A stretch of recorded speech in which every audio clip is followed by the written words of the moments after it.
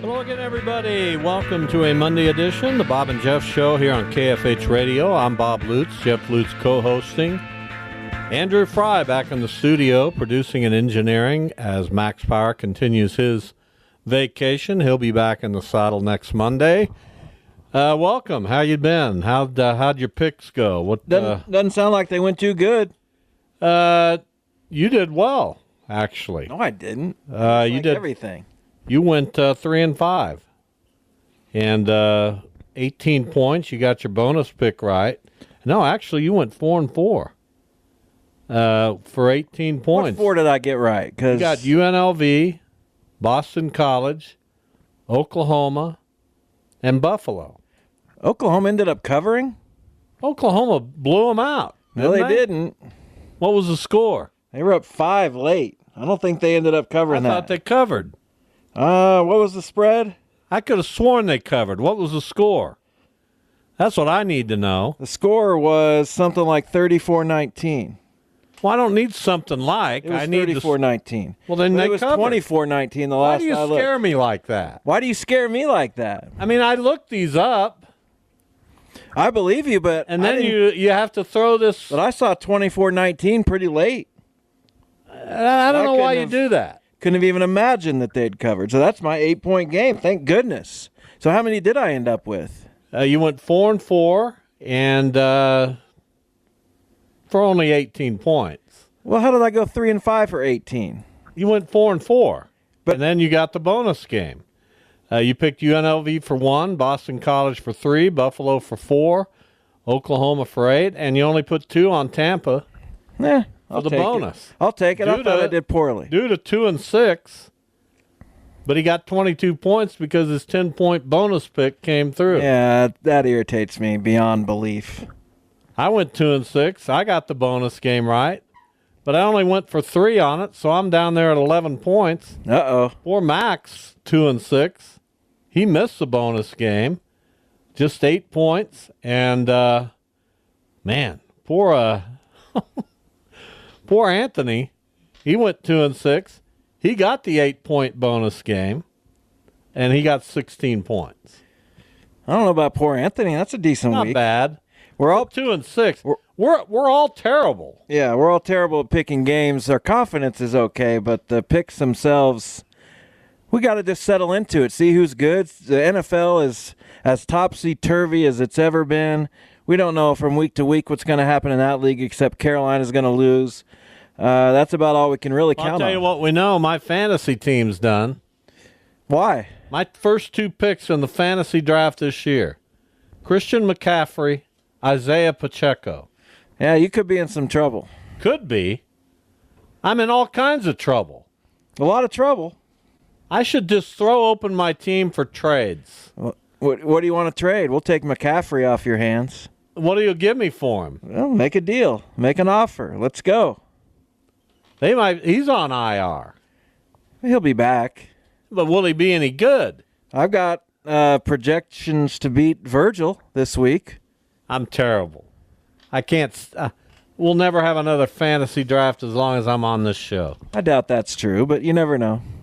Well, you know how I am. Sore loser. Exactly. Sore winner. Pretty much. Sore just all over at your age, I'm sure. Absolutely. Things like trying to figure out the internet and my passwords and things like that just throw me into disarray. They baffle you. Because I was on the phone with my AT&T people. Was it yesterday morning? I think it was yesterday morning. Well, they must have found a way to bounce you right off their network. Because I wasn't getting on the internet, and I figured it out. Now nobody else can get on. I don't get it. I don't know what I've given you the password. Now they're asking for the I don't know what they're asking for. What are they asking for? The key, the security key, whatever the hell that. As far as I knew, that was on the back. As far as I knew, that was just your password. Well, I thought it was. You need to call AT&T again. Yeah, good. Probably yeah. after this show. Why don't you do that for me? Nah. You know, your level of desire to help your elderly parent. I tried to help you. You didn't listen to me. Is lackluster to I tried you know to give who came over here like a whirling dervish? Who? Debbie's great niece Kaylee and your wife Shannon. Well, good for them. Just incredible help.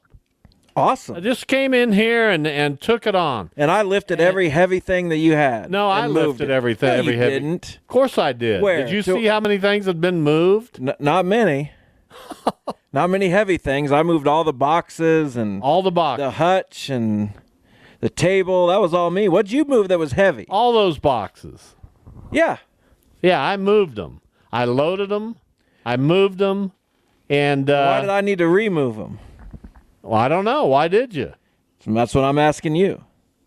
But mostly you were over there on your phone. But no, I wasn't. But the day that you come over and help me with some of my technical issues, or you make a call that I need to make, then I'll start making your calls. So that's how. Do you know how bad? It's astounding to me. Are you serious? I am being serious. How? You could How take bad care of. does that sound? I don't think it sounds that bad. Do you know how many people your age are helping their parents? I tried to help you When? on Thursday when I said don't go through with this kitchen thing. Go out and live life. This isn't a meaningful. That's not helping. Yeah, it is. That's just ridiculing. That's not ridicule. That's trying to help you have a enriched and full life. Oh, Jeff. That's what I was trying to do. I swear, if you weren't my son right now, I don't know. I don't know. I honestly don't know. Okay. That kind of stuff I don't get it. I just don't What get don't it. you get?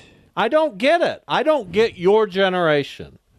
I don't get it. What do you not get is what I'm asking. I don't get why you would think you need to butt in on what we do. Not trying why to your butt in. opinion matters. Why it would even be necessary to share. Okay, well then my opinion doesn't matter. So then you must not need my help for anything.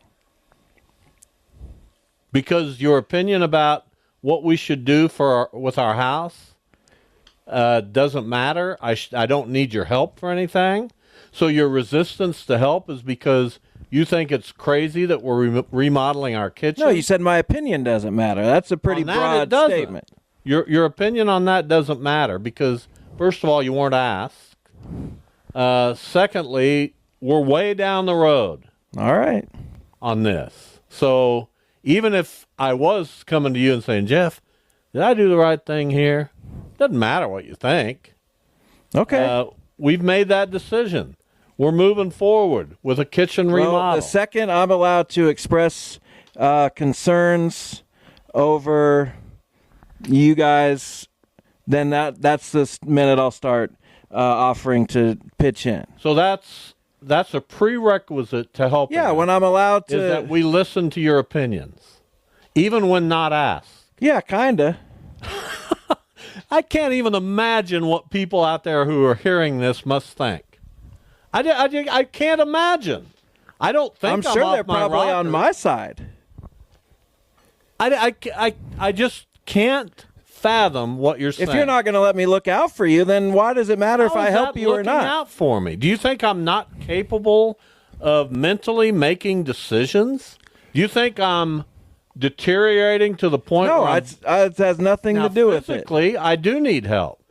I don't need help with what I'm going to do with the house, whether we're going to go on a vacation, whatever we're Yeah, going I'm to do. I don't concerned- need any help with that. I'm concerned that there are 3 sets of stairs in this house. That's what I'm concerned about. If you want to get all the way to that level, that's what I'm concerned about.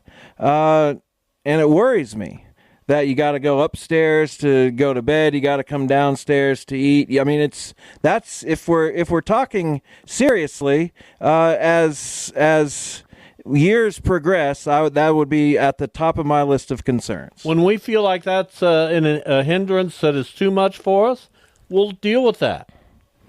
I don't feel like it's a problem for me to get up and downstairs. If it becomes a big problem for my wife to do that, we'll make a decision. I don't at that really point. care if you do your kitchen. That's all great. But I just want you all to be living a happy life. Or do we indicate that we're not? No. What do care? What? But I just, there's only so much time that you have to go explore and see things. I've And seen plenty of things. okay, then you're good, I guess. I mean, I don't have a longing. Oh, I got to get to Pennsylvania. I don't have that. I've been to all these places. Fine. Yeah, a lot of it was for work, but I went out and saw things. I didn't just hold down in my hotel room. All right. I've been to New York. I've been to California. I've been to every state except, I'll name them for you, okay? Sure. Washington, Idaho, Montana, North Dakota, Maine. Wouldn't you like to take a road trip up to Maine at some point? Not really. Do you want to come on our Alaska cruise? No, not really. All right. But that's it. I've not been to 6 states. Well, there's countries, too, out there. I don't want to go to any countries. You don't? I'm 70. I'll be 70 years old. I don't need to go to any country. So what's the age range for wanting to travel, in your opinion? I don't know. It's an individual matter. What would it have been for you? I traveled from the time I was 25 till I was 65. Again, that was work-related. I'm asking... But I was gone all the time. For I don't need to be leisure. gone. I like being home. Fine, that's We good. already went through this with Duda. He understands it. Why don't you? I do understand it.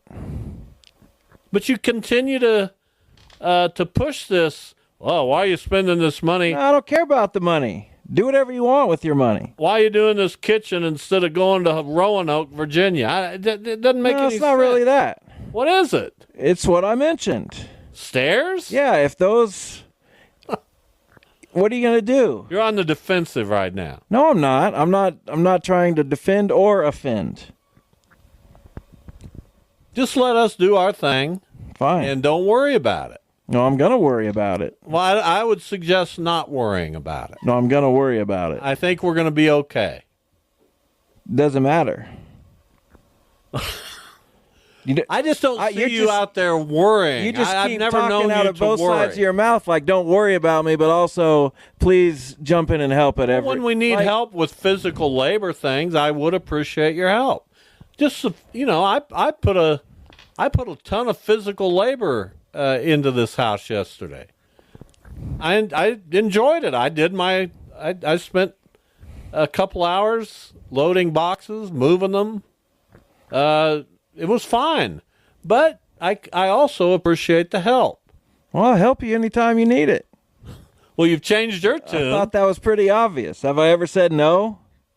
Yeah, today you said I'm not going to make a call to AT&T. No, that's... I'm not. there's I was kidding about that. got to be a line somewhere. I'm not. Do you know I was kidding about that? I know But you at were some kidding, point- but I didn't say no to any real request. Okay. Nor would I. I Mike. might do it begrudgingly, but I'll still say yes. Well, I hope you don't do it begrudgingly. I do because just about everything we don't begrudgingly. ask very often, frankly.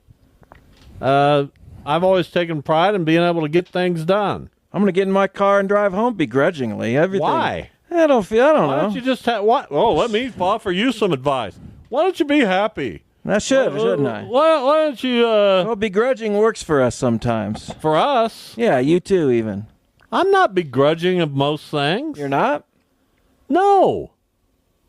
If somebody called me and Except doing this back show in with the me? day, back in the day, I used to help people move all the time. When I was in my 20s, 30s, and 40s. Sure. I mean, that just happened. That's what you do. You moving? I'll help you out. I'll move a few things for you. Of course. It's called community. Good grief. Everything good? Not really. Oh, cheer up. Well, no, you've brought me down. How? I This don't even know whole, how. This whole give and take. Here's what we have on the show today. I'm not begrudging about this. You shouldn't be. Chris Lamb, Wichita State volleyball coach at 225. They have had a heck of a schedule. They went to the tournament in Nebraska. Boy, they played some good teams. They didn't fare very well, but we'll see what Lambeau says about this test early on for Shocker Volleyball. They have their own tournament coming up this weekend at Koch Arena.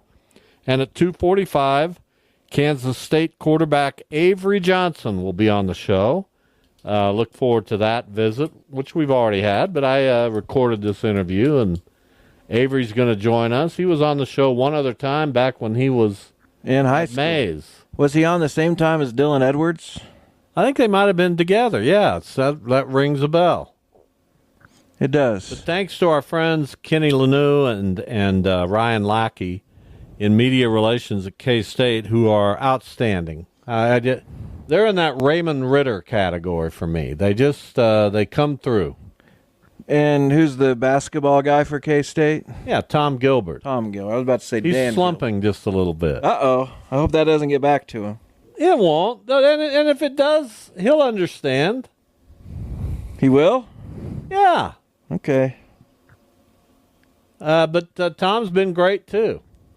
But anytime I reach out to Ryan or Kenny about getting a football guest, they make it happen. Well, that's pretty cool to get Avery Johnson on the show.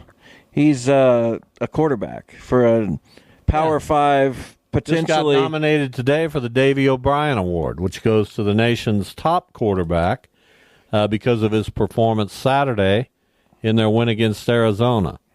And then in hour number 2, we'll probably do a Bob and Jeff draft. Although I don't know. There's a lot of football to talk today. I don't know what we'll do. I'm so angry right now. Don't be angry. We made up. We didn't really make up. We got through it. I didn't feel like there was an extended hand there. Of course there was. Let's extend your hand right now. Go ahead, do it. Oh, he's doing it. You gonna shake hands? Sure. If you could only see, he did shake my hand. I think he realized. No, I think you realize. We both realize. I didn't realize. We were both coming from a good place. There was no ill will. Well, if you'd have started out saying, Dad, these stairs really worry me. Why are you... That's a dumb place to start out. I don't know if that's a conversation we're even allowed to have on the air. You can have any conversation I just hope on the air. You would connect the dots at some point. I'm highly... Let me tell you this. If we get to the point that we want to sell this house, which could happen, who knows? Could happen within the next 6 months to a year, potentially. We'll be happy we did our kitchen. Okay, that's all that matters. Somebody will walk in here and go, yeah, I want this house right now. Let's go. Sign the contract. Good. Because of that kitchen remodel. And then maybe you can move out by us. I'm not moving anywhere out by you. We may move farther. No, come on, hang out with us. What? I've never heard you talk like this. Why? You are feeling remorseful. No, I would love if you guys. No, you wouldn't. Yes, I would. You wouldn't love that. You wouldn't bother us that much. How do you know? We might be calling you every day to do something. Well, then call us. I'm worn out. I've never had more energy expended in an opening in my life. Was that it? I wanted to kill you. Now you wanted to shake my hand. Now you're talking like I'm your long-lost friend. In 20 minutes, we showed our listening audience every aspect of our relationship. Pretty much. And except for this last part, which I don't recognize. Why? The handshake, the move out by us, I don't even know what that is. Shannon's parents probably will. Well, they love y'all. Oh, you don't? Okay. Now that was funny. I just want my whole family together. You know what I'm saying? Well, then we'll buy a big house and make it a commune. Good. Chris Lamb joins us, Wichita State volleyball coach. As I said, the Shockers will be home this weekend in their own tournament after being on the road playing some incredibly difficult competition. Lambo, hello. Good afternoon, guys. How we doing? We're hanging in there. How are you doing? 49ers didn't look so good. Yeah, I'll quantify that question a little bit. You obviously loaded up your schedule this year. You've already played 4 ranked teams. What have you learned about your squad in this gauntlet of competition that you face? So, in scheduling, you have to have a resume, right, to make the tournament, or you got to win your league outright. And I just never want to be the reason that if my team has a good season that we don't get in because I'm a coward and I didn't want to schedule. So I'm always going to try to get as much of that as I can. By the way, all three teams that come here this weekend are supposed to win their league. So it really is a great schedule. Another piece is when you build your schedule past that part, past the math, you're hoping that it's challenging and that you can grow from it. Well, when you make that schedule, sometimes years in advance, some of these matches are part of trade deals, return deals that have. I played Cal Poly before COVID, right? So they owed me a return since like 2018. So a lot of this stuff is out there. Well, when you play them, you're sort of imagining your team. So we lost Gabby Moss to a season-ending injury. That was huge. And then we don't get Maddie Wilson back really till this week. She was cleared to jump a little bit, but this team was hindered quite a bit with some injuries to start the season. But like I always say this, Bob, with most sports we follow, the last game of the year is the biggest game of the year, like the Super Bowl, the World Series, the championship in basketball. But I'm told that NASCAR, the biggest race is Daytona, and I'm told that's the first race of the year. Well, that's what the non-con for mid-majors is. You gotta go out there and you gotta get as much as you can on the front end, whether you're ready or not, because you have to have a resume, or your strength of schedule needs to be respectable, and ours certainly is. We just weren't ready to win in it. Now, in terms of the players, being competitively mature enough to handle that, well, we'll see. Because we did take it on the chin this weekend, and we'll see how practice goes this week. We'll see what we look like as a team next week. The reality is conference starts in 2 weeks, and we need to be ready for that. But I'll let you know the answer to that question after this week of practice and this week of competition. So this is the first time in about 4 years you've had to play without Natalie Foster. I'm just curious in what ways that kind of shows up the most, how you even go about trying to replace someone like that. And did she show any interest in staying after her graduation from Wichita State? She goes over to SMU. I was just curious if you could shed more light on that. So Natalie's original plan was to play 4 years of volleyball and 1 year of basketball. And I knew about that since her junior year of high school. We were really the only one recruiting her. So, I pretty much knew she was going to come here and hope that she would turn into a starter and a great player. And she did. Well, last year, she said goodbye to all of her friends. Sophia graduated, Briley graduated, Morgan Weber graduated. Those girls have been around together for a long time. And for her, her family left Michigan, so there was no really going home, and she just kind of wondered. And she didn't even have her head in the clouds. She was like, she didn't know who would respond.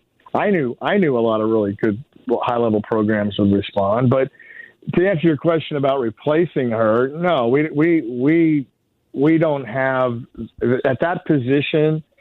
Jeff, the M2 position in volleyball, we don't have somebody that can replicate that. So that's always going to be hard to fill. The only way I can feel good about it when people say, "Well, how are you going to replace somebody?" I just make myself go, "Well, let's start by being really happy that they became the player we always hoped that they would be in the first place." To even bring up, the idea that that's going to be tough shoes to fill. Natalie was incredible for us. She was one of the busiest M2s in the country. In fact, she's taken double the swings in our offense as an M2 than she's taken currently down in Dallas as the M1. And the M1 is usually the setter of the middle position that's busier. So we really were able to maximize her, and she was terrific. But no, we haven't. On paper, we're not even close right now to filling that void. Chris Lamb with us, Wichita State volleyball coach. I'm just thinking as you answer these questions, I've been around a long time. There are very few people who just take on a question and answer it the way you do. It's pretty commendable. I'm paying you a compliment there. It's always fun to interview you, and I am thankful for the opportunity to do so. So leading into that, we have a program in League 42 we call the Passion Project, and we bring in speakers to talk about passion and the importance it carries for young kids. Really believe that young kids need to find a passion. You obviously have retained your passion for volleyball throughout all these years of coaching and playing. And how have you done that? How does your passion still burn this bright? Well, I hope somewhere in here I get an invite to talk to these young kids. I will show up. That's kind of a lead up to that, yes. Yeah, no, I consider it done. I was a kid, dyslexia, school wasn't easy, but I could not wait for practice every day after school. I mean, that meant the world. And if you think about it, is there anything more genuine than kids playing? Sadly, it's when adults get involved that I think the playing gets a little more confusing. And you know what I mean? It just gets once the adults get involved, a lot of the fun goes away with just things. But watching kids play, what could be better than that? So the volleyball part, Bob, for me is sports has always been one big giant puzzle, and I love puzzles. So every day I get to come to work and solve puzzles and try to find ways to make players better, find ways to make teams better. The strategy part, trying to develop things, trusting my instincts on where we're going next. That is the way I look at this, and I enjoy it so much. And I like that you're trying to have the kids identify that this is a passion for them, and hopefully they don't let the ups and downs of the competitive part steal that away, because that also can be part of the passion, learning how to deal with the stresses that come with trying to get better every day, because it's really hard to do that. But learning how to ride that wave and overcome some things bit by bit should be pretty inspiring for them. And I'm hopeful that you and yours are passing along that message. What has to happen, Chris, for a school? Has anyone ever called you Chris? What has to happen for a school like Nebraska in the middle of the country to become a huge volleyball power? And I don't know if Wichita State will ever draw 100,000 to a volleyball match, but what parts of that model can you replicate at Wichita State? Well, so coming from the West Coast, I'd always heard about, this Nebraska thing, this Nebraska way. And then a very good friend of mine was at Colorado State for years. So he was closer to it than I ever was. And his name was Tom Hilbert. And he would always tell me about just how in Nebraska it wasn't basketball, it was volleyball, and whoever could say that in your neck of the woods. It's like, wow, but there the girls want to play volleyball. And the high school coaches were very involved with Nebraska volleyball. The Nebraska High School Association is important, and the coaches are important, and they get trained, and they're part of a system. And they've made it that's why I knew when Creighton decided to make volleyball important, it would not take long for them to be a perennial top 25 or better program. It's just oozing out of the state. And you don't have to just say Wichita or Kansas. Everybody is trying to catch up with that. I think Texas just has an attitude about sports in general that you kind of know it when you see it. But in Nebraska, they feel that way about volleyball, and you know it when you see it. So, for me, I've always stayed close to club volleyball in Wichita. I'm around the kids a couple nights a week during the club season. I've always tried to help the local coaches who want to come by. Every high school coach here, if they haven't figured it out, they can come to any practice they want. I hope they come. There's a handful that do. I mean, I try to be an open door for everybody, but I mean, what Texas has, what Hawaii has for volleyball, and obviously Nebraska. I mean, you just don't see that really any place else. But you got some passionate people that are certainly trying to promote it, and it's no different here for me at Wichita. I'll always stay involved with youth volleyball. Well, we've certainly come a long way in this state, not only with your program, but also KU and K-State. So it's been amazing to watch that development. No, I've been very proud of that. There was a few years when I could remember people talking about, take every school's top 3 volleyball programs and compare them. Well, you know what you're going to get out of California and Texas and a few others, but once you start bouncing around, us 1, 2, 3 looked like a pretty nice lineup, and I'm very proud of that. Final moments here with Chris Lamb, Wichita State volleyball coach. The Shockers are at home for their own tournament coming up starting Friday. They face Cal Poly Thursday evening. I'm sorry, it starts Thursday, and then Friday afternoon they have or Friday evening. I'll get this right. Northern Colorado. And then Saturday at 4, they face Omaha. So 3 games in 3 days at Koch Arena. You alluded to you're going to learn about your team and your players and how they'd handled some of the difficulty that you've encountered with this early season difficult schedule. What's your best guess? Are you in the shadows a bit as to how they'll react, or do you feel this will be a positive thing that comes out of this? What do you think? I think eventually it will be. I want to know. I mean, there's a thing resiliency. We talk about quick emotional recovery in athletics, and you took it on the chin this week. And hey, when we left KU was a really, really late ad. They got their schedule kind of messed up with the Missouri pulled out on them, and he calls me up begging me for a match. And I knew we were down some players, but I said, "No, we'll go." Well, we go up there. It didn't go well, but our attitude about it afterwards didn't go well. And we left from there to go to Arkansas. I was like, "Well, hey, you want to stop in Springfield first and go play Missouri State instead of Arkansas? I mean, you guys be able to handle this, or do you just have to win?" And they know this is what I've been talking about, but it's like if that's what you're waiting for, if you're going to become results minded or product minded instead of process, well, then you better win a lot or you're not going to be happy. So that's the lesson we're trying to learn. We almost beat Indiana. That would have been huge. We came back after being down to a very good Kennesaw State team. That showed me something, but we've got to be able to lose a set and rebound. And right now we've dropped a couple sets and haven't come back early or quickly. And that's been the talking point for us. So, okay, tough weekend. Didn't surprise me. By the way, we've beaten the teams we're supposed to beat. We haven't beaten anybody that no one would say we weren't supposed to beat.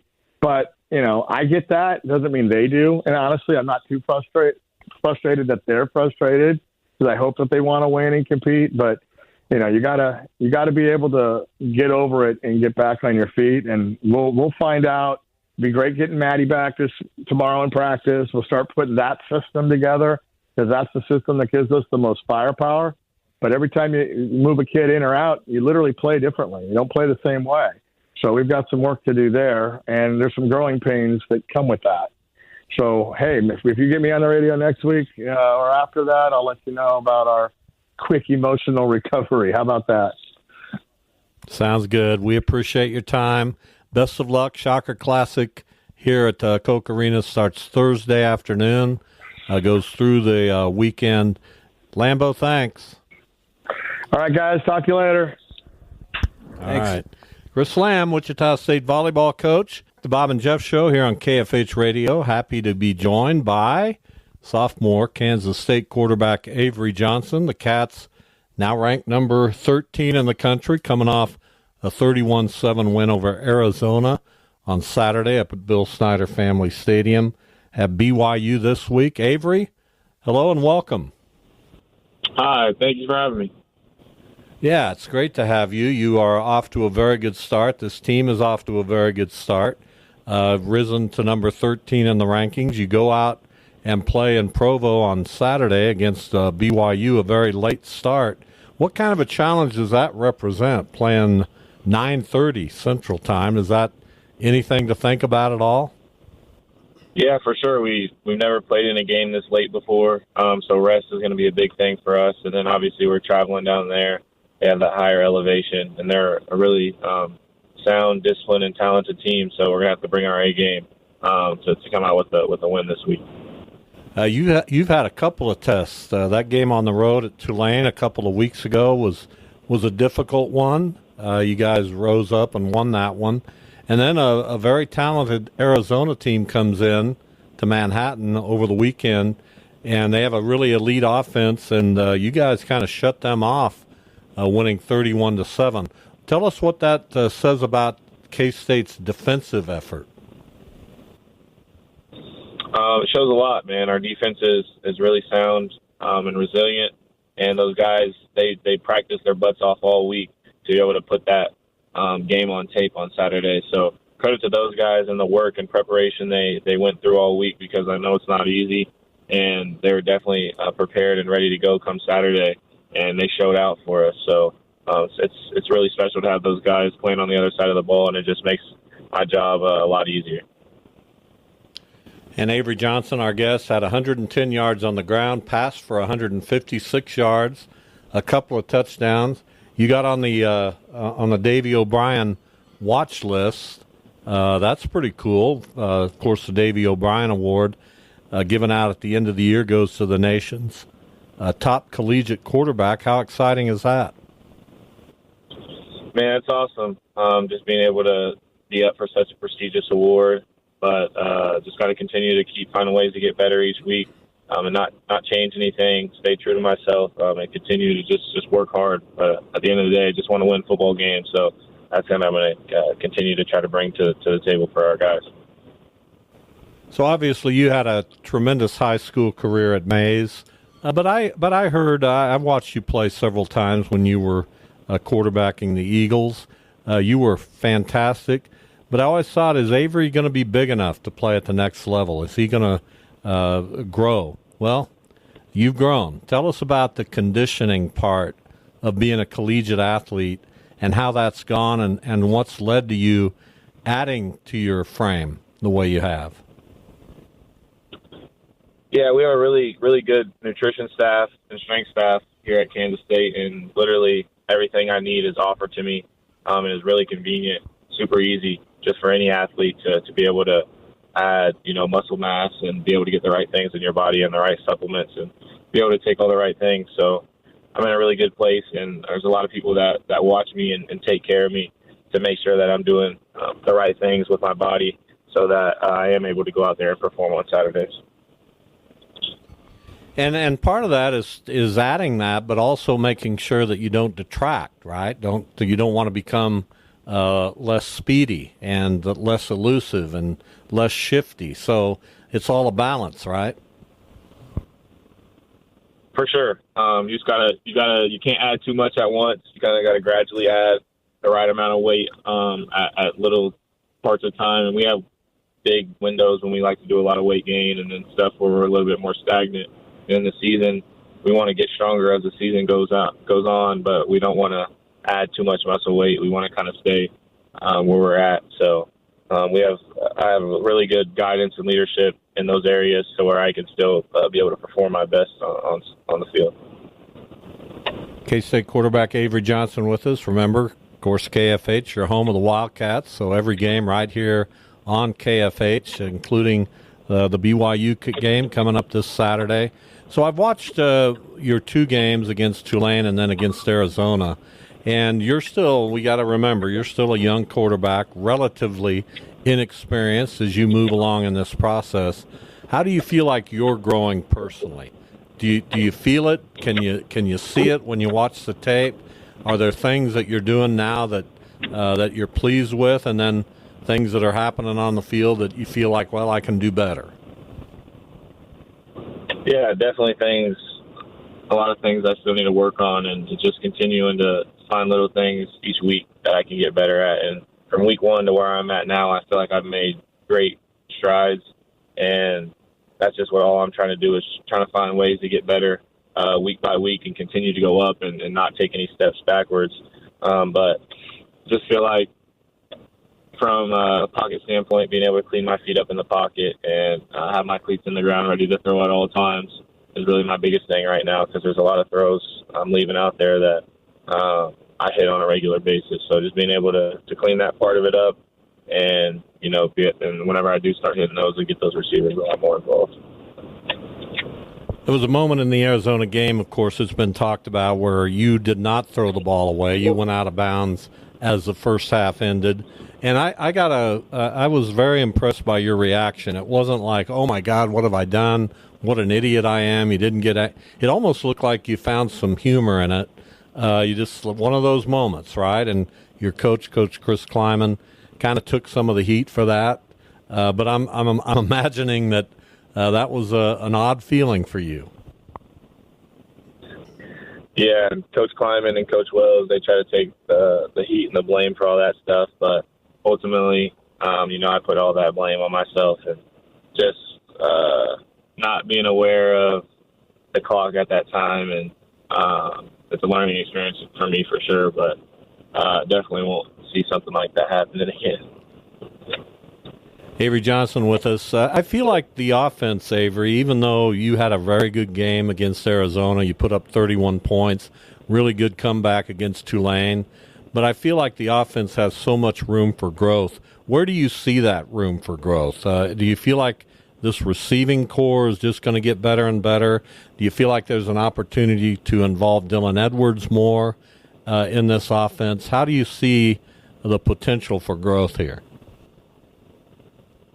Yeah, we definitely still have a lot of ways to grow, and just feel like in our last two games, our drives have been kind of limited. Like, we only got one drive in the first quarter versus Arizona, and our drives kind of seemed like they were down a little bit against Tulane too. So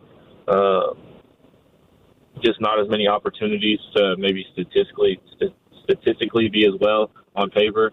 But I feel like we're taking really good advantage of our opportunities we have been getting. And as far as we're in the offense we can really improve is, yes, getting DJ and Dylan more involved. But I really just feel like from a receiver standpoint, just make sure I'm getting on the same page as those receivers, because we have a lot of choice routes and stuff where we just need to get on the same page, and so that we can go out there and then play a little bit more free. Avery Johnson here. We've seen your explosiveness, of course. We know Dylan Edwards has incredible explosiveness. You guys are good friends for a long time. What's it like having him at K-State, playing in this offense with him, trying to figure things out together and getting better together, and just having the experience of not only being teammates but being Kansas State mates at the same time? It's a lot of fun just being able to share this experience with one of my best friends that I grew up with, and being able to see, how much of an impact he has on this team and how passionate he is for the game. It really does go a long way, and just how much he impacts a game and how electric he is with that ball in his hands. It definitely makes my job easier, and it takes a lot of the eyes off of me from a defensive standpoint. One more question for you, Avery. You're in the Big 12 now. You're at Kansas State. You're on national TV pretty much every week. Your team is ranked number 13 in the country. Aspirations are high. How much do you still stay in touch with some of those high school guys you played with, your coach Gary Guzman at Mays? How much did that experience mean to you? It means a lot, and Coach Guzman texts me about every other week, and I talk to about 5 or 6 coaches from that high school team a couple times a month, I would say, and then a whole bunch of guys that I played in high school with, or I went to high school with, will text me good game or good luck and stuff like that. And then I obviously have my really close friend group of guys from high school that come up to the games I get to spend time with after. A lot of support from Mays. Dr. Botts, the principal, really big K-State fan. He came to the first game, and I got to talk to him a little bit some after that. So a lot of support still coming in from the Mays area, and a lot of people that are really pushing for me and wishing for me to succeed. And finally, what a crowd Saturday for the Arizona game. Just an incredible atmosphere, incredible noise. That had to be fun. Yeah, it was a bunch of fun, and I think that's the loudest the Bills ever got for me, I would say. And it was a lot of fun being able to play that night game and have those fans rally behind us, because whenever we got going, you could definitely hear it in that stadium. Avery, really appreciate it. Thanks for joining us today. Best of luck. Kansas State on the road at BYU Saturday. The following Saturday, the 28th. We don't want to look ahead, but could be a potential Big 12 showdown with Oklahoma State. Avery, thank you. Thank you. It is hour number 2, the Bob and Jeff Show, KFH Radio. A little late getting to NFL Sunday, but here we are. We're going to discuss it. I wrote down the 1, 2, 3, 4, 5, 6, 7, 8, 9 teams that are currently 2-0. All right. I wouldn't have bet a bottom dollar on about 6 of them. Buffalo, okay, but I didn't know Buffalo was going to be this good. They're pretty good. New Orleans, they've been good. They've blown out everybody. Yeah, they blew out Carolina. You said, well, that's Carolina.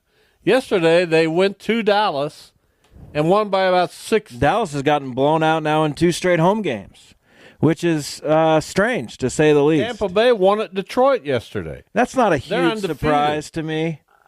I think you picked the Buccaneers, if anybody did. Only if either for of us 3 points. No, I'm talking about in our preseason.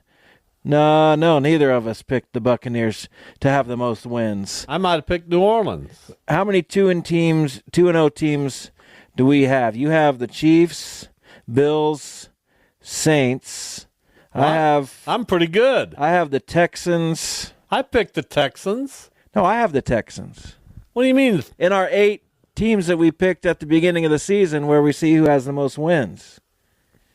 The 49ers, they lost, so they're not 2-0. I have the Texans, Ravens, no. Lions, no. Falcons, no. Dolphins, You're in trouble. no. Eagles could be 2-0. You are in big trouble. Bengals are 0-2. Jags are 0-2. Who are my? I've already won that. Who are my 8? 49ers, They're 1-1. Chiefs, 2-0. Cowboys, 1-1. Bills, 2-0. Saints, 2-0. Packers, 1-1. Bears. 1-1. Yeah, they did win. And the Rams, who are 0-2. Yeah, the Rams have been disappointing. Okay, you got Tampa Bay 2-0. Nobody would have thought. Minnesota's 2-0. Yeah, that was a tough Sam one. Darnold's been very impressive. He's been good. How does that happen? They must have a heck of a coach. Their coach is that one guy, Yeah, Kevin O'Connell. Stefanski's at Cleveland. Seattle, with a new coach, is 2-0. And they won on the road. Now, it's only New England, but they won. Speaking of where did that come from, it's been a few years now, but Geno Let Smith. me get through this. Okay. Then we'll get to Geno Smith. It's amazing. The Chargers are 2-0. Have they played anybody? They played Carolina and the Raiders. By the way, my Raiders. Now they're your Raiders. Okay. Well, that was fun to watch. They came back on the Ravens. And one on the road in Baltimore. That was interesting. Pittsburgh, the team you can't stand. They're 2-0. Well, I don't mind Pittsburgh anymore. I just didn't like Ben Roethlisberger. Because you know why they're 2-0? Because that man, Mike Tomlin, Well, they have a is great defense. Duh. Yeah, but no one likes that. No one wants to watch the Steelers play. I bet even Steelers fans are like, we got to sit through another 16-7 game. You know what they love? Winning. Yeah, but that's not going to play in the postseason. Someone's going to stomp them, and they'll head home. Well, I don't agree with you there. I like watching the Steelers. Who'd they play yesterday? I'm looking Denver? for it. Yeah, Denver. They've played Denver and Atlanta, and yeah, you should be able to hold those teams down a little bit. Atlanta to a lesser degree, but Denver, they have nothing. I like the Steelers. like them. Kansas City and Houston, teams we probably expected. Although now Isaiah Pacheco goes out with an injury. Lost from my fantasy team. Chiefs Don't have have some Christian problems. McCaffrey. And by the way, can we just get it out of the way? That was pass interference. Of course, All it these was. people from Cincinnati and wanting to say that was obvious pass interference. I mean, Yeah. it was unfortunate for the Bengals. They win that game if that doesn't happen.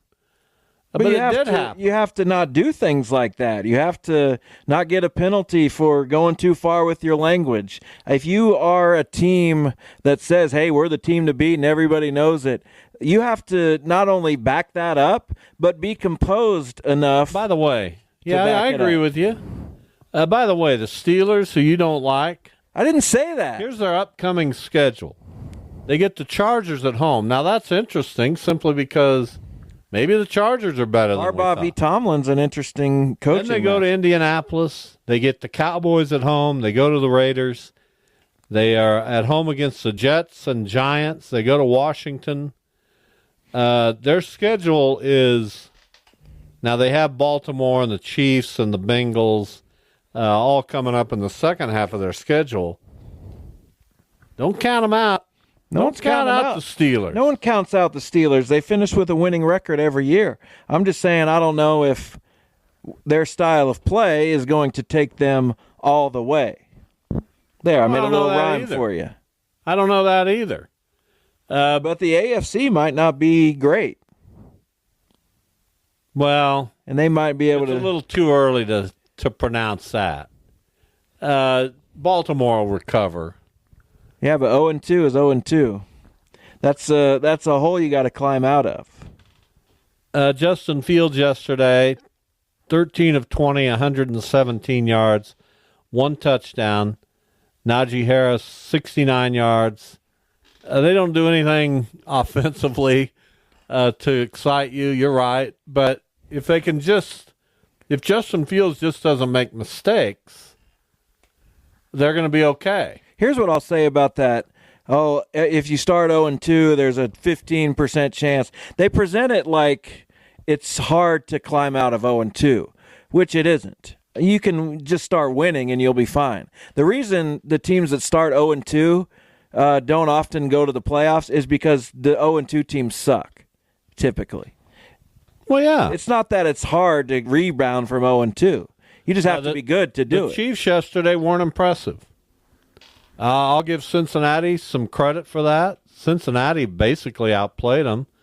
But when the Chiefs need it, whatever they need, something happens to benefit the Chiefs. But Well, we'll don't see. say that. You're just playing right into the conspiracy No, I'm not theorist. doing that at all. But they that's are like- there is gold dust associated with that win yesterday. Isaiah Pacheco, as we mentioned, was the guy. 90 yards on the ground. Mahomes had a couple moments, but threw two picks. I don't know. I don't know either. Travis Kelce hasn't been much of a factor. We know they lost Hollywood Brown basically for the season. Pacheco's out, 6 to 8, I think I He's saw. out more than that. That's a broken fibula, my I saw friend. 6 to 8. Oh, you can have your 6 to 8. 6 to 8 with I a just leg. dropped him from my fantasy. You dropped him? Do I need to go back and get him? Well, you won't be Let able me figure to. that. What do you mean I won't be able I to? don't know. That's a guy you stashed. I think you have an IR spot. Well, I already stashed McCaffrey there. Well, okay, but who I got more injuries than I know what to do with. is Carson Steele going to be your guy coming up Well, I next? claimed him. Well, I don't know if I'd say that out loud. What do you mean? These guys are scavengers. So they hear you claimed him. Now they're going to go try to block it. I got a lot of transactions. I claimed Trevor McBride about 9 times and it never went through, so I just kept claiming him. How does that work? I don't know. It doesn't say that. I think that's just on your end. You went and got Brian Thomas. That's a good pickup. He had like 2. No, I'm trying to drop him. Why? I don't know. I don't know what I'm doing. I honestly don't. I hate this app. And how you ever talked me into doing this? I didn't. I tried to talk you out of it. It makes no sense. Where's my friend Duda when I need him? I doubt Duda knows exactly what he's doing. He was a guy who couldn't even log into the league until week 6. It's frustrating.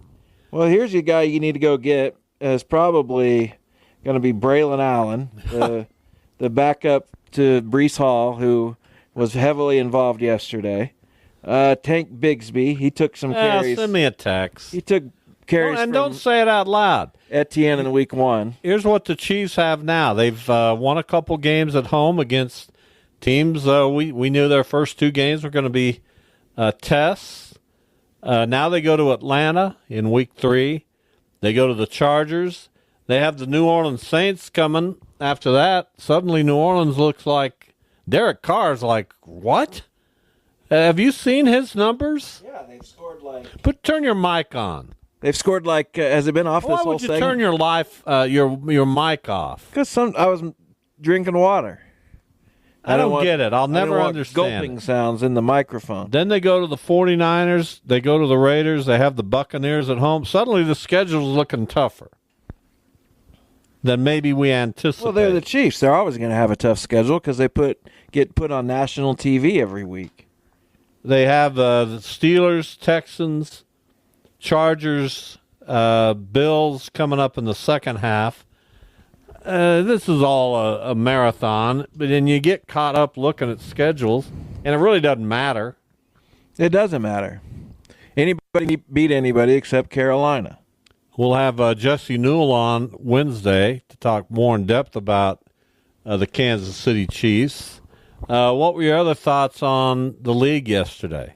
I'm just all these upsets and not knowing who's good. I don't know. I just felt it doesn't do that much for me. We talked about it, but Jamar Chase is a coward. I hate guys like that who are going to talk during the week, and then you get a penalty on you that really is basically almost costs you the game or leads to it, and you say, I'm not talking about that.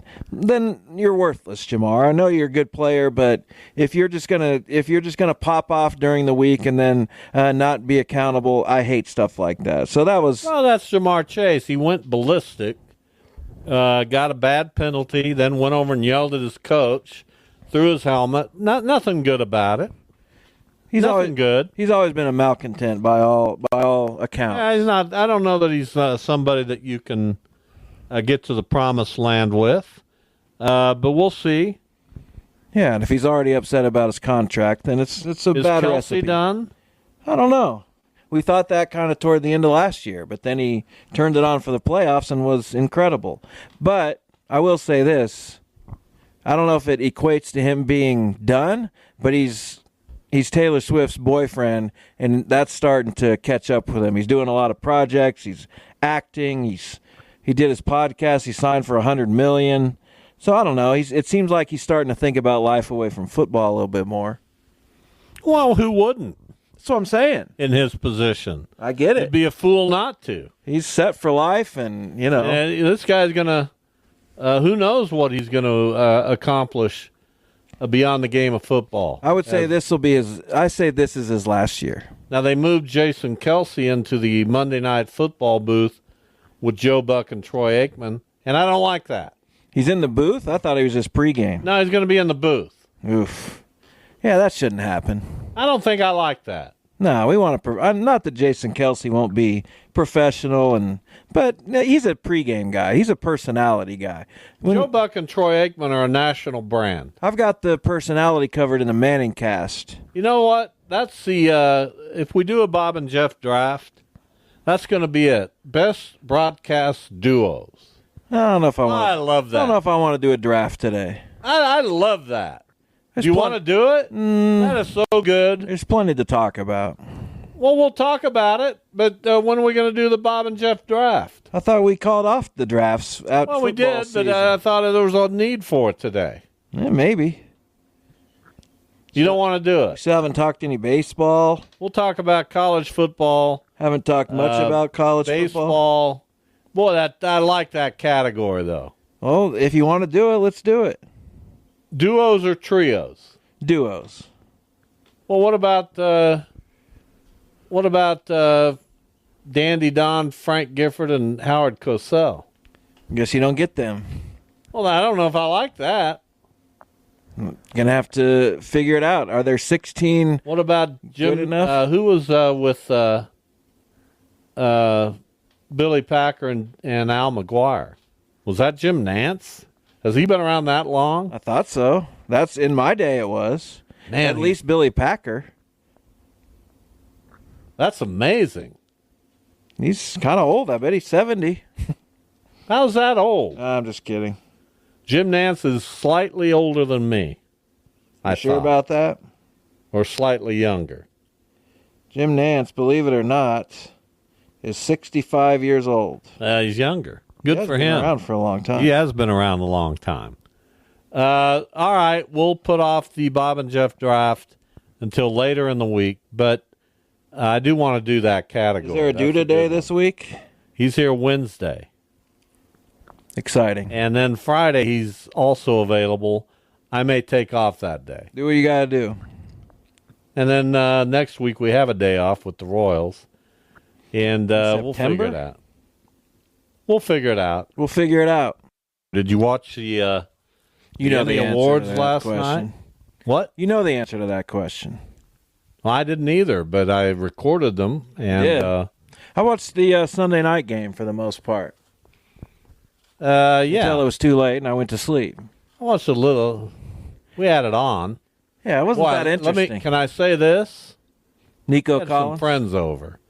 Who? I'll tell you later. Sure you will. Did I haven't said, but the Chicago Bears, I love their helmets. The orange ones last night? Yeah. And their jerseys were orange, too. I didn't quite like the combination of so much orange.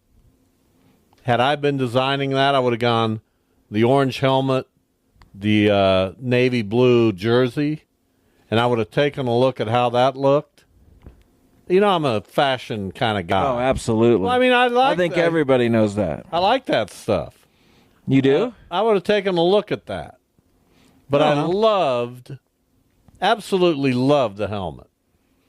It's a nice little helmet they had. You don't see a lot of orange helmets, so it stands out for sure. But anyway, we had people over, and we had the game on and recorded the Emmys, and I'll get to that later. Oh, yeah, I haven't heard a single thing about the Emmys except I think Steve Martin and Martin Short were there. Philadelphia, Atlanta tonight, the NFL game. I've got a Cardinals game that I'll probably... Yeah, I'm not going to be watching. Who do you got? Who do you have? We have Minnesota for 4 coming in.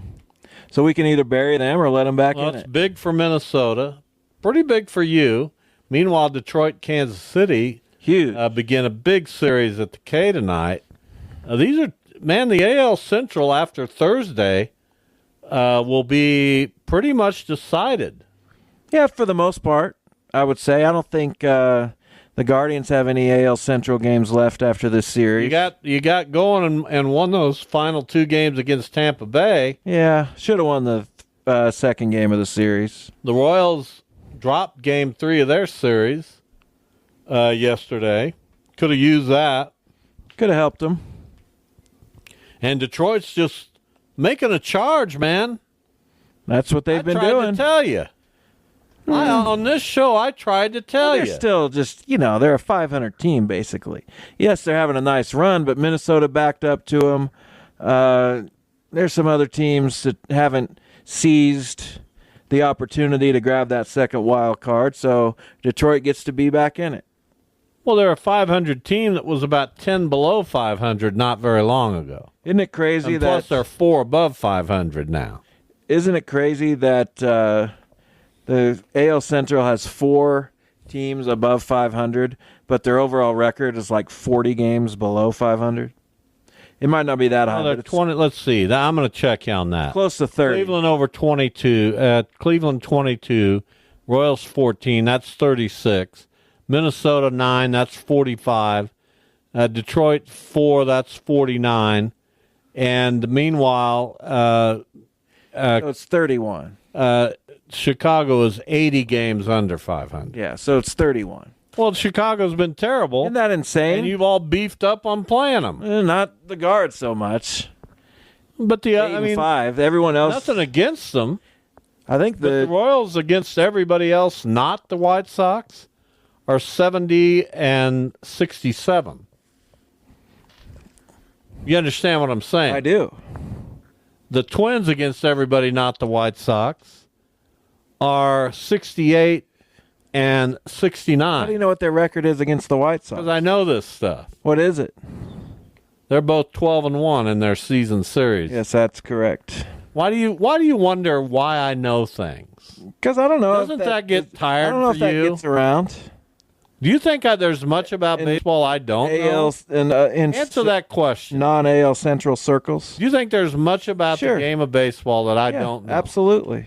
Test me. Give me a question. I don't have a question. My gosh. Who's the Been doing this my entire life. regular middle infield for the Blue Jays? Bichette and gosh, who's that? I don't know who it is. Schneider. Davis Schneider. Could be. If you had internet working, I'd really be able to check that. Well, I don't know what's going on with the internet. I got to figure that out. My internet works fine. Yeah, because you're hooked up to Ethernet or something. No. I don't. That's strange. I don't know what to tell you. Bichette is on the DL, but yeah, basically. Well, you said they're regular. I know. I'm just saying. I didn't. Now the the Toronto Blue Jays are We playing played them yesterday. all their young people, and they're still beating the Cardinals like a drum. Spencer Horwitz. They're playing guys I never heard of. I mean, I got an accountant named Spencer Like Horwitz. Joey Loperfido and Will Wagner and Yeah, I got Brian Servin. I got a This is a no-name roster. my guy that does my lawn is named Will Wagner. Good for him. Not really. Well, there can also be baseball players named Will Sure, Wagner. there can. He's Billy Wagner's kid. Exactly. You didn't know that. I'd heard it. You did not know Yes, that. I did. You did not I had know that. heard it. Of course, Or you I would have have. said it earlier. It didn't come to me immediately, but I have heard that. It yes. came to me immediately. Well, good So for what you. does that tell you? Nothing. And what does it tell our listening audience? I doubt That when anything. it comes to knowledge, I'm a one-stop shop. Did you get to face Bowden Francis in that series? Did not. We missed him. He throws a no-hitter about every game.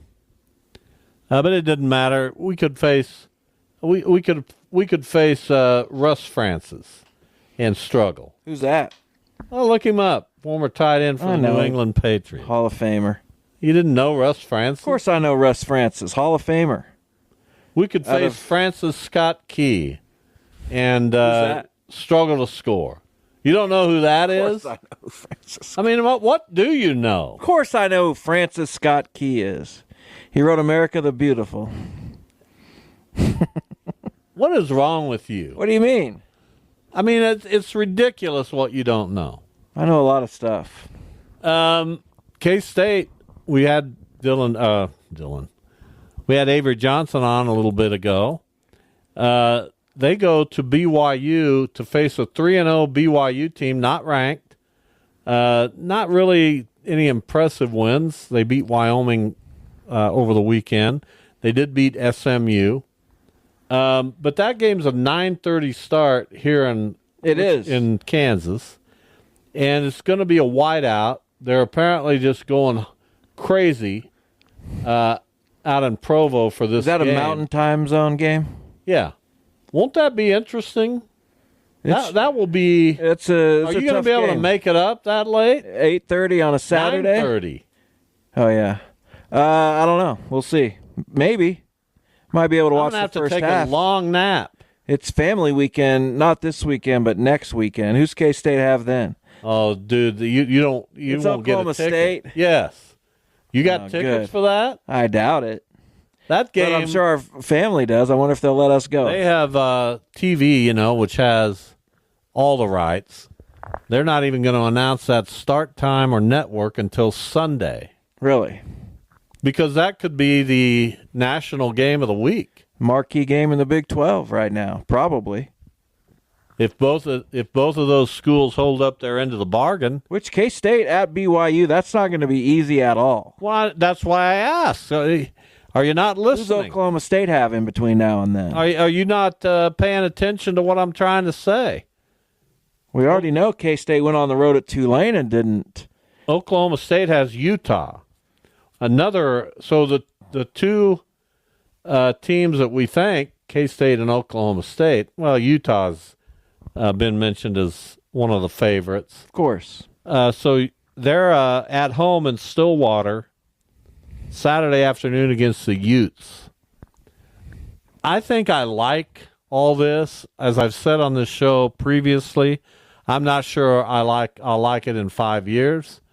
But this is like getting a shiny new toy for Christmas that eventually goes in the closet and you never see it again. I don't know. I don't know how this realignment will affect me into the future. Novelty, I think. But I really like it right now. I think it'll be about the same. These are still big games, right? But won't we eventually think USC Michigan? That's going to be a big game almost every year. Now, when you're talking about the American Conference and it's Tulane against UT San Antonio, then no, that's not something that. Well, now wait a minute on the whole American. As I said on this show last week, when the Mountain West sent 4 teams to the Pac-12, there's now 6 teams in the Pac-12 they need 8 to be a qualifier. Yeah, and it looks like they're trying to surge past 8 even. Looks like Memphis and Tulane, as I forewarned, are squarely in the sights. Yeah, they might be in the sights, but is that really what Memphis wants? Of course it is. To go to this watered-down Pac-12? Of course it is. 8 teams. It's not going to be that watered down. And play Colorado State. It's so much better than what they're in. They need to get Cal and Stanford back. Well, you know what they need to do? What? They're not going to get Cal and Stanford. Well, they should. What they need to do, I had this vision of the 12 teams that should make up the Pac-12, the new Pac-12. Well, give it to us. It involves UNLV. Let me look at this. This conference, I already hate it. Why? Because these teams are middling programs. UNLV just came in and beat Kansas. Yeah, well, speaking of middling programs. You didn't think that going in. I sure didn't. And where's KU Pat, by the way? Got some accountability. Yeah. So here's what I think. Memphis, Tulane, for sure. UNLV. I'd take Utah State. That might be it. Although that's such a boring conference. No, it's not boring. Yeah, it is. No, it's not boring. It's not a good conference, and then I'd look. That is not a conference. I'd look at the American, and I'd probably try to pluck South Florida to get into that Florida market, and I'd very strongly look at UTSA.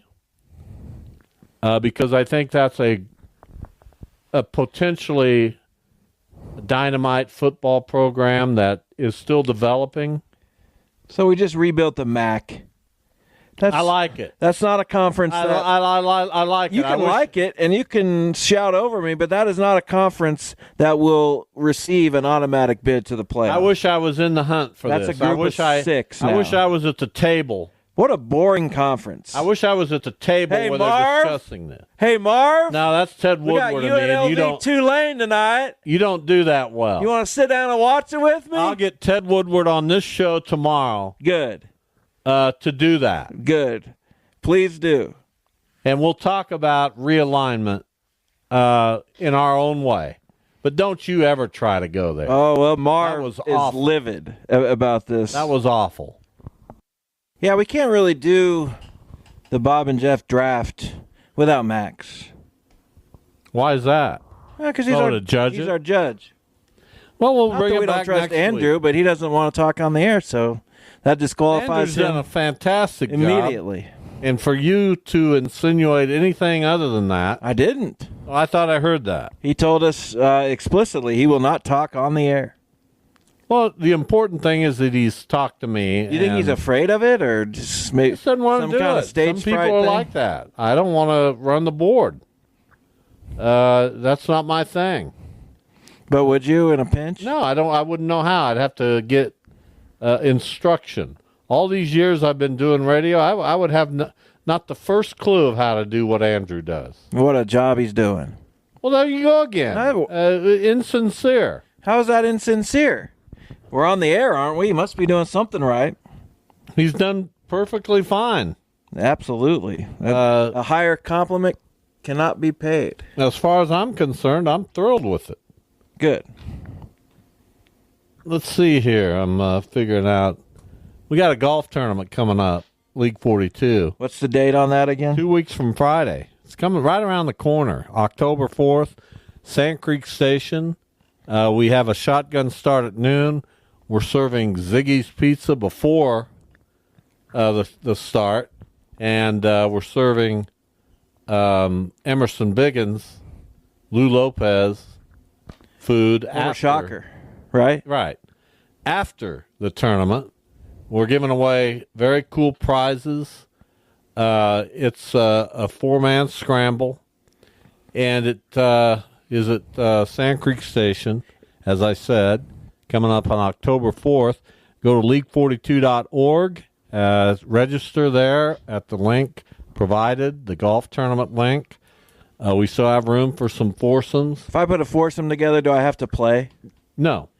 Just hang out at the clubhouse and then eat the pizza? No, you wouldn't get to eat any pizza. Why? Because you're not playing. You're not a player. You know, I pay to play. I just don't play. You'd pay. Yeah, just won't play. You'd pay for the guys to play. $500? I wouldn't pay for everybody. I'd pay for myself and expect them to pay their own way. Well, who would play in your spot? Well, I'd get David Michael Hahn. To play in your spot without paying. Well, he can play or not play. I don't care what he does. But I'm just saying, can a entire foursome not play? Huh? So you'd put the money in. Yeah, and just hope for a prize or a... No, you wouldn't win any prizes. You got to play to get the prize. Why? Because it's based on how a team does. Not always. Yeah. Sometimes it's just luck of the draw. Boy, you are. It's not a raffle at times. The way that you're willing to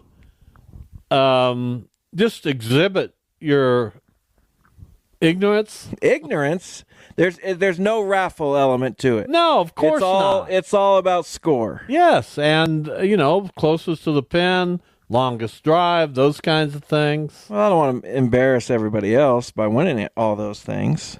Well, you wouldn't. You wouldn't win any of them. You're the worst golfer I've ever seen. Oh, that's not true. And I miss the game of golf. But I won't get back to it. Don't have time. I don't Probably into your golf days. Yeah, well, those ended a while back. But there was a time when playing golf meant a lot to me. But we've seen... And I got can to say be... it's the end now. You can say I you're got to retired be pretty now. good, right? You were all right. I mean, pretty good. Maybe. My normal score was 82 to 87, and I got into the 70s 4 or 5 times. Solid. And got in the 90s still a little, but not the 90s. I didn't get to the 90s very often. Well, maybe someday I'll take up the game. Probably not. But no, you never know. will. Your friend Doug Baber, he took it up when he was like he did, 50? and he got pretty good. So anything's possible. But he played all the time. Yeah, I don't have that kind of time, money, energy, or desire. We had some good times on the golf course. Sure. And at the 19th hole. I witnessed a couple of those. If you know what I'm saying. I don't. You don't know what the 19th hole is? Of course I do. I don't know what you know. But I don't know what you're saying. Do you mean you just got lit and drove home, or what are you trying to say? No, not that at all. We just had some fun. Whatever you want to do. Some fun on the, that's what golfers do. I think we... you play the round, you go to the 19th hole, you brag about the round, you make it much better than it really was, and then you that's it. I think we're doing the story, so there might be some copycats out there. But you know who's playing at Sand Creek Station this week? No, I don't. Tony Romo, He is? PGA qualifier. Really? Yes, What day? I think begins Wednesday. Is that part of a tournament? Yeah, I think he's out here all week, but I think it starts either Wednesday or Thursday. Are you going to get Tony? We'll get Tony. Of course, he's works for CBS. Yeah, I would hope you'd get first we should, crack right? at him. You're the CBS affiliate. I think, yeah, maybe we can get him on the radio show. Well, now, if you pull that off, all bets are off. Wouldn't that be amazing? Are you going to try? Sure, I'll try. Well, now you put it out there publicly. I mean, I'm going to try. Why didn't you just hold that in your hat? I should have. You should have, yes. I should have. I shouldn't have said anything. Right. Why did you? At all. Why did you? So now the other scavengers are going to be... Yeah, why did you say so? I don't know. I should go out there, though, and talk to them. You won't. I should. I might. You won't. But why wouldn't I? You're getting closer, but you won't. Let's see when TJ's going out, and I'll go out with him. You still won't. Why? Did you read my piece on the Jacksons today? The Jacksons? Yeah. Tito Jackson died, and I recounted their tour opening at Arrowhead Stadium in 1984. Well, good for you. 2 years after you were born, or less than 2 years after you were born. Yeah, right there, July of '84, about a year and a half. We'll see. It was good. It was good stuff. I liked it. You should read it. We'll look into it. Just read it. I got a lot going on. It'll take you 5 minutes. I got a kitchen remodel that got delayed for a couple days. Why? Because the guy had another job he's finishing. Yeah. But we'll get it going. Bureaucracy, am I right? Not really. I don't even know what you're talking about. All the red tape you got to go through. I wish you'd just not even talk. All right. Have at it. We are at the end of a Monday. Thank you for listening. We'll be back tomorrow. See you then.